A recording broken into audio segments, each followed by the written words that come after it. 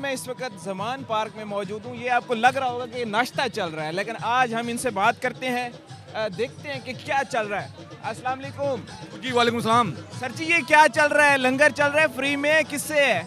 ये जो कप्तान के सिपाही यहाँ पे, कप्तान के फाजिल यहाँ पे मौजूद हैं, उनकी तवाज़ो के लिए ये हमारे पीपी के कैंडिडेट हैं चौधरी शाहिद इकबाल साहब, पीपी 156 से। इनकी तरफ से ये यहाँ पे जो लोग आ रहे हैं, खिदमत दे रहे हैं इनको, उनकी तवाज़ो के लिए ये सारा बंदोबस्त किया जा रहा है। और ये कुछ मुफ्त है क्या?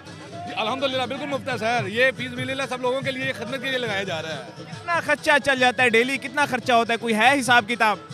सर ये देखिए कीमे वाले नान है, ये तकरीबन कल भी हमने कोई किया था, कोई ज़रा कोई लाख 1.5 लाख के करीब ये खर्चा डेली का हो रहा है हमारा। क्या क्या सर्व होते हैं यहाँ पे? जो आपके लोग आए होते हैं बाहर से, उनको क्या क्या खिलाते हैं आप?